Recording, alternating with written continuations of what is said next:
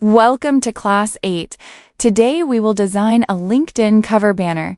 First, let's go to the Templates section. And here you can see many ready-made templates available. You can also use these templates to create your design easily.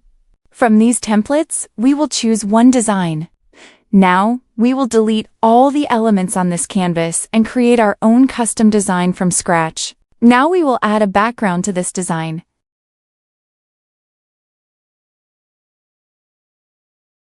Now we will add a digital marketing image to the design and reduce its transparency for a better background effect. Now we will add a shape and adjust it according to our design.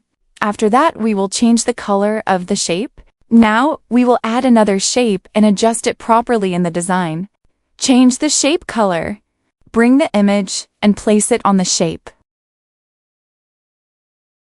Then we will change the stroke color of this image. We will also add a stroke to the shape.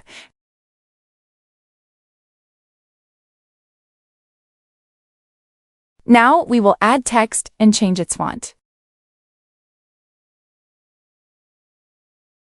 Now we will add all the necessary information to our design.